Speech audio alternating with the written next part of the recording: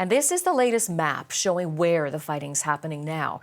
East for the Donbass, south for control of the coast. We begin our coverage from Lviv. While far from the fighting, the western Ukraine city is still coming under attack.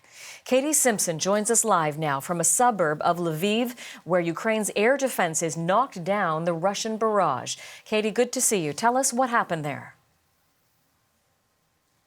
We just spoke with the mayor of this city of Radakhiv, and he tells us that 2 missiles were shot from Belarus, and they were intercepted, shot down here in this small community. Now, the mayor says it appears they were targeting an old abandoned fuel storage facility that hadn't been used in about 20 years. And because those Ukrainian soldiers were able to shoot down those missiles, no one was hurt, and there isn't a lot of damage. Now, Ukrainian soldiers are not letting us anywhere near that site at this moment, so we haven't been able to see it with our own eyes up close.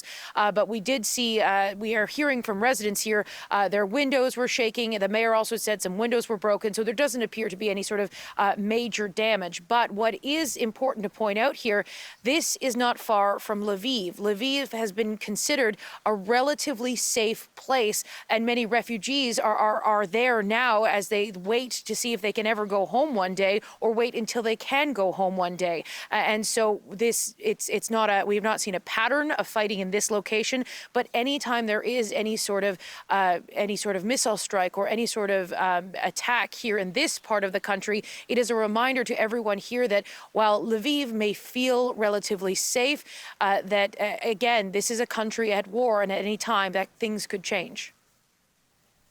Katie, we are also learning more about the investigations into war crimes in cities that were occupied by Russian forces. What are you hearing?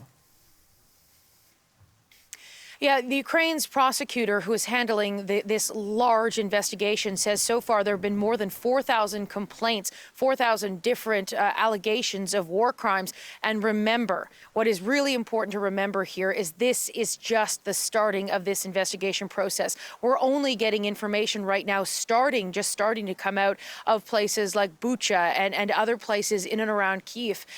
When more people are able to actually have the opportunity to speak with the prosecutor and talk about what's going on in the south, because remember, everyone expects what's going on in the south, what we know about what's going on in the south with the heavy shelling, the heavy fighting, and the way that Russian soldiers have occupied and taken some of that territory, that the horrific stories that are going to come out of the south, they're expected to be, even if you can imagine this, worse than what we are already hearing right now. So this is an investigation that is only going to grow, get bigger, and take on a whole new scope once we start hearing stories from the south of this country. Now, Volodymyr Zelensky, the president of Ukraine, he spoke today to the Irish Parliament and again really called on world leaders, Ireland as well, to step up and get more weapons to Ukraine.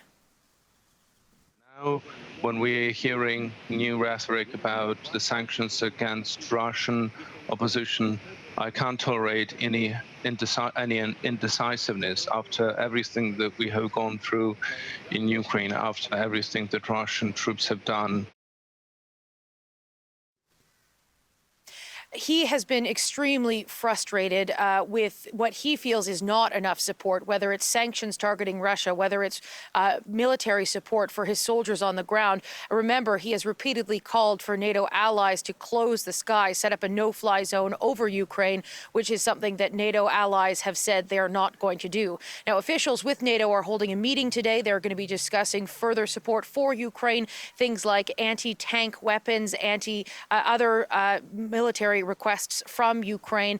And then European leaders, they're going to be holding a vote today, too, on whether they should ban Russian coal. So these are the big picture developments happening here in terms of with the request being made by Volodymyr Zelensky.